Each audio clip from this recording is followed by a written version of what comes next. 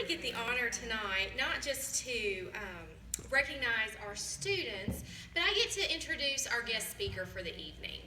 And what she may not realize is I've watched her kind of grow up while she attended Bethel. As I saw her in the sorority and as I got to watch her on stage. And she's multi-talented, not just on the stage, but also in the classroom. She's exceptional with our children and with their families, and we are so pleased to have her. Miss Chelsea Brown is originally from Memphis.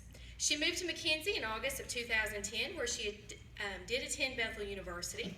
She was an active member of Renaissance Theater and of the Lambda Sigma sorority. She graduated this past, well, it's been a year now, in May of 2015, with her bachelor's degree in education. As I said, she is now a first grade teacher here at McKenzie Elementary. Her hobbies and passions include hiking, running, cooking, blogging, fashion, and musical theater. When she is not in the classroom, she loves to perform in theater productions, the most recent being Oklahoma, which I know many of our students performed in, and that was at the Dixie Performing Arts Center in Huntington. Miss Chelsea is married to Mr. Mitchell Brown, who works now at Bethel University. Her parents are with us tonight, and if they want to raise their hands too, her parents are Randall and Candace Fuller, and they reside in Huntington. So we're very pleased to have her family with us tonight. So if you would all please welcome Miss Chelsea Brown.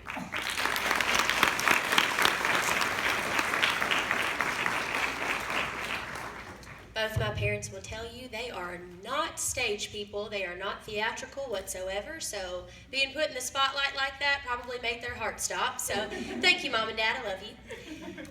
Well, hello, everyone, and good evening. Hello. Good evening. Well, first off, I would like to thank Miss Courtney Chadwick Key and Miss Mary Spivey and all the 3rd and 4th grade teachers for giving me this great honor. I'm absolutely thrilled to have the opportunity to do this. It means so much to me. And when I was growing up, I told myself that no matter what I did, where I ended up, I just hoped that I could make people happy and I could help them. And if somewhere along the way I somehow inspired a little something in someone, well, that was great too. And the crazy thing is here I am tonight with all of you, so I'm very thankful. Now, when I first learned that I would be speaking to you all tonight, I immediately did what I always do when something big like this happens, and that's call my mom and dad. I'm an only child, and I was freaking out just a little bit. I was thinking, oh my gosh, I'm going to have to come up with this 20 to 25 minute speech about following your dreams and about achieving and about never giving up. I said, what am I going to do? And they said, Chelsea, whatever you say is going to be great. But if all else fails, speak from the heart, and more importantly, make them laugh. And so I hope tonight that somewhere in my ramblings, I will be able to do just that. Now, I'd like to go back to the year 2000, the start of a new millennium. And before I begin, I'd like to say I'm so thankful that we're all here tonight because, back then we thought Y2K was going to happen and we were not going to be here. It was the end of the world as we knew it. Now, why in the world am I talking about a year in time before you kids were even born? Well, because that was the year I was in 3rd grade. Now, I know I'm aging myself here a bit, and you may think, man, she's so ancient. That was 16 years ago. But you gotta gain a little perspective on how different things were now and back then, 16 years ago. And looking back through some old memories of things that I did in 3rd grade and in 4th grade, I have to say it's quite hilarious because I look back at old photos and things that I loved and I think, oh gosh, did I really like that? Was I really wearing those crushed velvet pants? Yes, I did. And someday, students, you will all have those moments. You'll look back and have those moments and think, oh my goodness, what was I thinking? Now, Britney Spears' new album, Oops, I Did It Again, came out at the end of that year. And about a week after it released, I knew every word to every song. And I convinced myself that one day, when I was all grown up, I was going to be just like Britney Spears. And adults here tonight, let me tell you, I'm so glad that dream of mine fizzled out after a few years. You know what I'm saying? Now, this may come as a shock to some of you, but there was no such person as Harry Styles, and there was no such thing as One Direction. Yes, I see your face. Yes, there really wasn't. No, there were boy bands like NSYNC, LFO, 98 Degrees, Dream Street, Hanson, O-Town, and my personal favorite, Backstreet Boys. Now, my friends and I would have these fights on the playground, you know, to see which group was better, NSYNC or Backstreet Boys, because none of the rest really mattered. And once that fight was over, it was who was going to get to marry Nick Carter. Now, he back then was the dreamiest boy band member of them all. Now, my television stayed on Nickelodeon with shows like Are You Afraid of the Dark, All That, Drake and Josh, Kenan and Kel, and the newest kid on the block at the time, SpongeBob SquarePants. Now, I spent a lot of my time playing outside. I was given a stick and a rock and told to go play.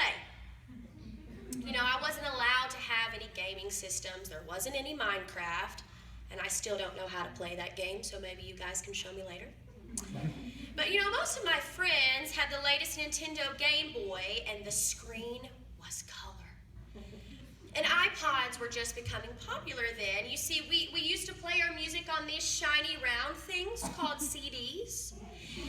And we would put them in our boombox, our portable boombox that we got for Christmas, and we'd watch it spin around and around and around. And we certainly had no idea back then that there would ever be a such thing as an iPhone. I didn't have a cell phone until I was 14 years old.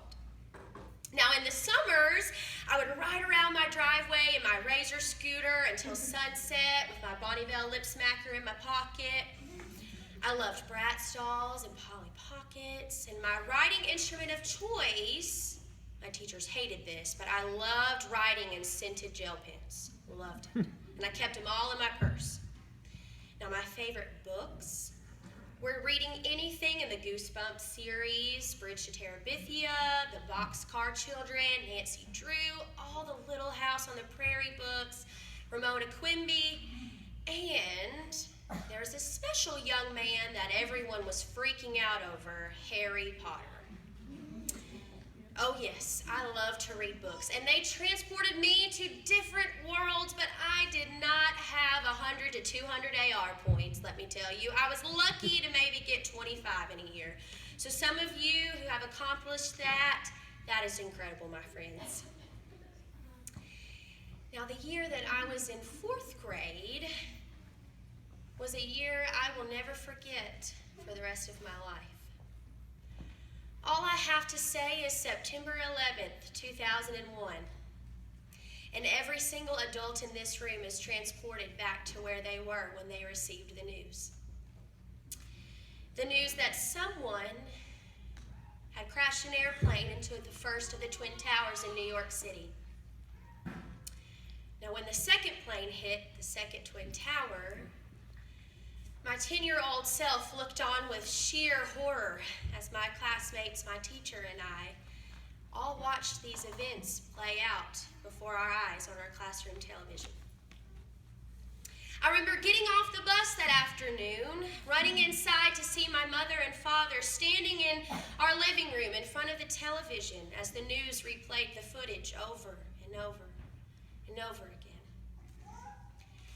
I remember my father putting his arm around me and squeezing me tight, and he said, "You know, Chelsea, this was no accident. The world as we know it is about to change forever." As I look back on that day, as each anniversary of these horrible events rolls around, I realize just how right he was. But despite this life-altering and life-changing event, 4th grade was one of my favorite years of school, even to this day. In addition to being field day champs that year, I starred in my very first musical. I will never forget the day my music teacher, Miss Nelson, posted the audition flyer for the Music Man Junior on the cafeteria bulletin board. I love to sing. I'd been taking voice lessons for about a year then, but I'd never been in a musical before. I knew that I had to audition. When I was cast as the female lead, Marion Peru had sealed the deal for me. One day into rehearsal and I was hooked. The theater bug had bitten me. Now, my childhood nickname at the time was Diva, and that never meant more to me than when I took the stage for that first time as Marion. My dreams of being on Broadway were starting to aspire. Now, the performance took place at the Bartlett Performing Arts Center in Bartlett, Tennessee. Now, my male counterpart, his name was Harold Hill. Well, he got a real case of stage fright, and he forgot all of his lines. Now, lucky for him, because I knew not only all of my lines, but I knew all of his lines too. So I would just walk over, whisper in his ear his line, he would say it, and then I would go back to my spot and say my line and continue on with the show. Now, this is all caught on VHS tape somewhere, and so I know if I ever become famous, it's going to be used as blackmail against me on The Tonight Show with Jimmy Fallon. Now, the following year, I played Grace Farrell in Annie Jr. Now, all of this new excitement and newfound love in performing arts led me to compete in my first talent show. Now, growing up in Memphis, Tennessee, the talent circuit was something serious. I mean, there were kids who competed in talent competitions every single weekend, sometimes 2 to 3 competitions in a single day. Now, I didn't care to go to that extreme. I just wanted to be on stage perform. I needed that chance to be on stage. So, it finally came time for my time to perform. Now, my palms were sweaty and my heart was racing, and we arrived to the theater early that morning, and it was late afternoon before I finally got on stage to sing my song. And you may be thinking, oh, well, do you remember what song it was? Yes, it was a Britney Spears song. And I remembered all of my words and movements. I smiled and took a bow after my song. I just knew I was going to win. I was so excited. Now, the award ceremony came around later that evening, and I didn't even place. Now, after it was all over, we had the opportunity to go and pick up our scorecards from the judges' table, you know. Oh, surely I had to have been so close, you know, I thought to myself. Now, I grabbed my scorecards and I started rifling through them, and my face grew hot and tears began to form in my eyes because my scores were so low, and I started seeing all of these negative comments on the judges' sheets. One that particularly stuck out to me was, I don't think singing is meant for you. Find another hobby, kid. As you may well guess, I was devastated. I could feel that sensation when it feels like your heart just sinks into your stomach. Now, I didn't compete in another talent show for months until one day, after a voice lesson, my voice teacher, Peter Simons, told me, you know you have to keep trying, Chelsea. Believe in yourself and get back up on that stage. Now, after much apprehension, I did. And I went on to compete every weekend until finally I won first place at the Singleton Community Center Talent Show. I sang Memory from the musical Cats. Yes, there is a musical about cats. And I kept competing in talent shows, and I even wound up getting to perform in the Mid-South Fair Youth Talent Finals. I sang Colors of the Wind from Pocahontas. I wore my hair in braids and a replica of Pocahontas' dress.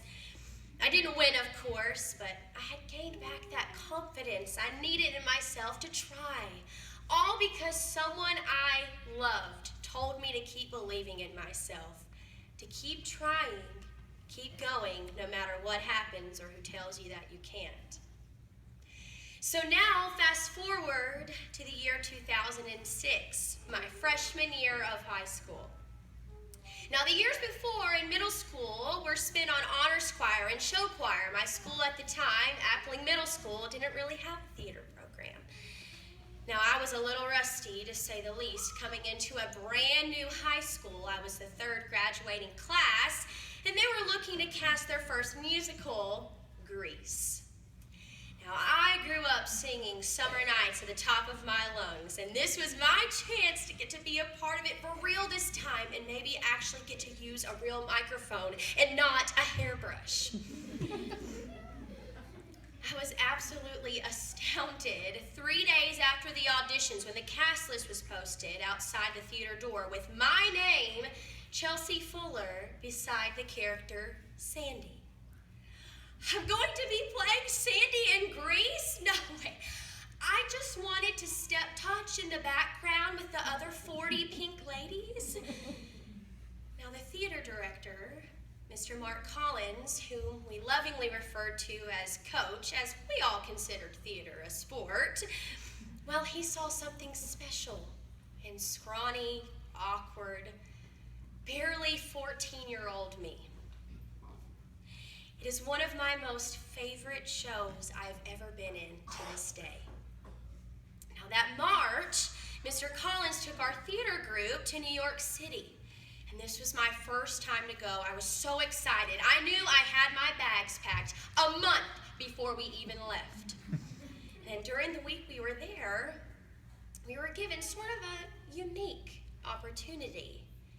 A few of us would get the chance to audition for a few Broadway casting directors, as well as the leading actor of the musical Camelot. And now Mr. Collins chose me as one of the 5 that would get to perform. I was so nervous. I knew when it was my time to go, they could see my knees shaking uncontrollably underneath my dress. I didn't have a podium in front of me like I do now. I sang one of my songs from Grease, and I let my nerves get the best of me. The notes were really pitchy, my vocal tone wasn't there. I knew I hadn't done my best, but I was so nervous at the time I was just glad to be able to stand up. After I finished, one of the men sitting across from me at the table said, "So, think you want to be on Broadway?" I nodded enthusiastically and smiled. "Oh yes, it's all I've ever dreamed of." "Well, if you want my honest opinion," he said, "I think you would be even crazy to think about pursuing a career in Broadway. You just don't have it, honey." A lump formed in my throat. Now, all of these haunting memories of my first talent show and bullies and self-doubt just swirled around in my head. I cried for days, and even now, thinking about it, it still brings a tear to my eye.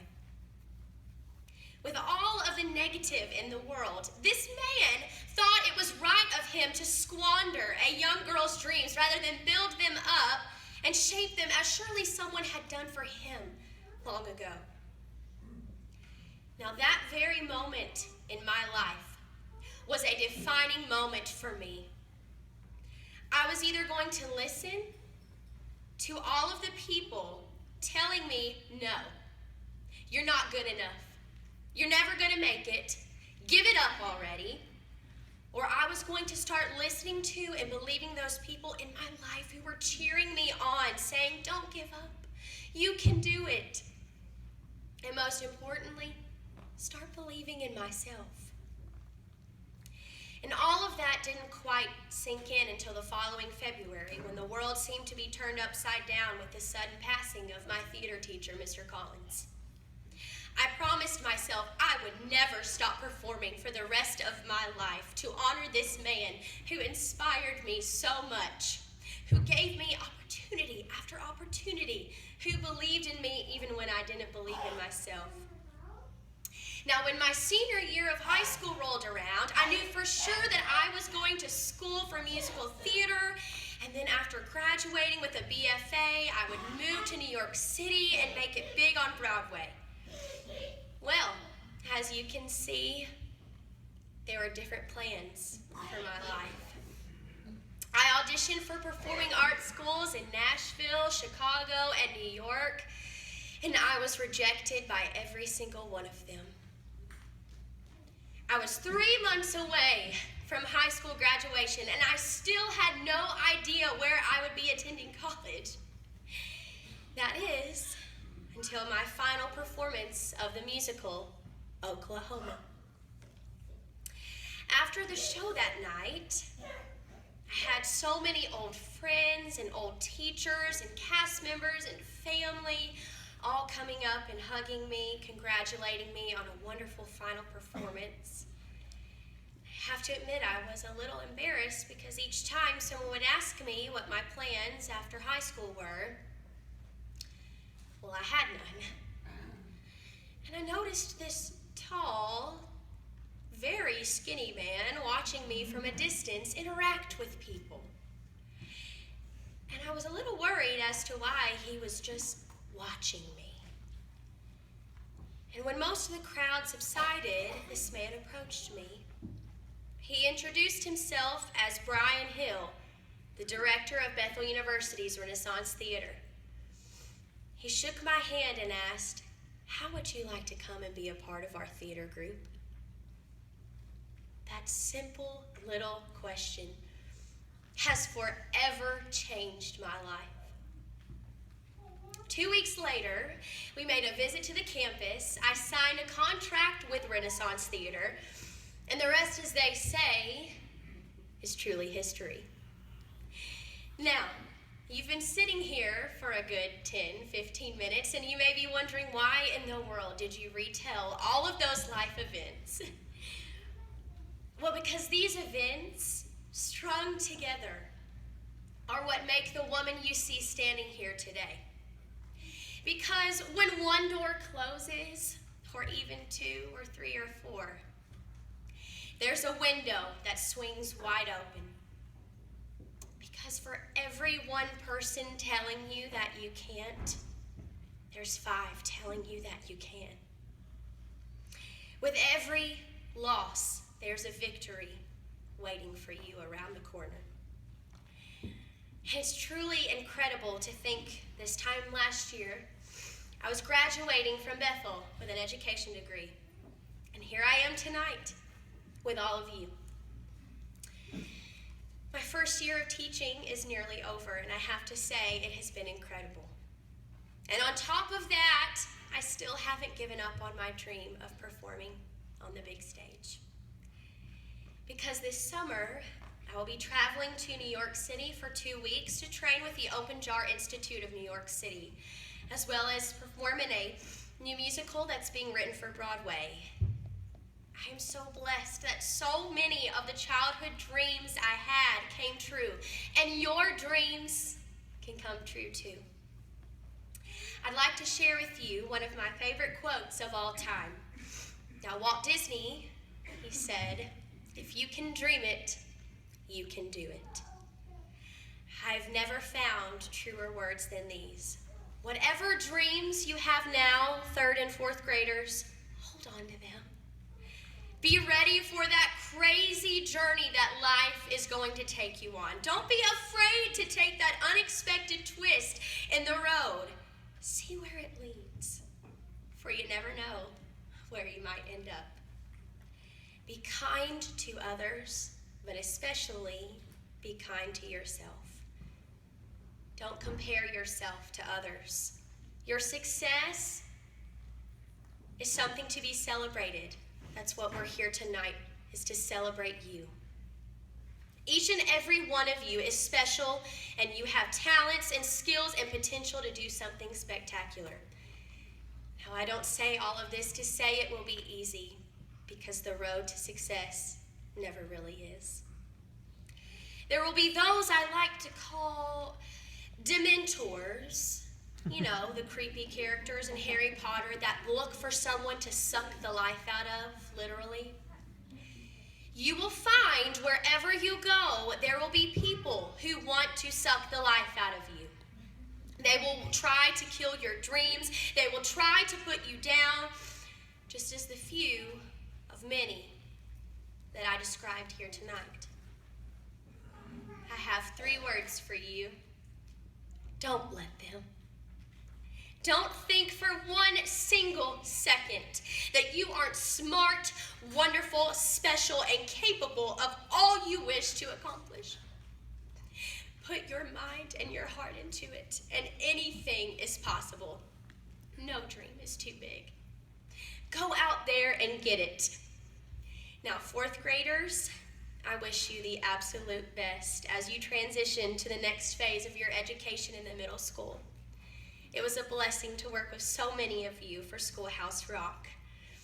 And 3rd graders, I look forward to see you step up as the leaders of our school next year. I am so incredibly proud of each and every one of you and all the work that you have put in to make this year so successful. Look around and you will see the faces of so many who love you and are cheering you on with me. Now, I hope that somewhere in my 20 minutes of rambling that I have found and you have found something that speaks to you. I will leave you with this. Oh, the places you'll go. Today is your day. Your mountain is waiting, so go get on your way. Work hard, be kind. Never forget where you came from. And no matter what, never give up.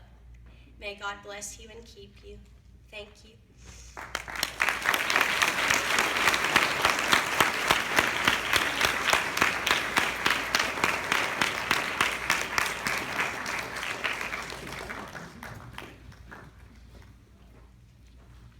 Miss Chelsea started talking about and told your, when you were in 3rd grade what year, and I thought there is no way am I going to tell you what year I was, what year it was when I was in 3rd grade. Plus, I was sitting there trying to calculate it, and I thought I can't even do that this quickly.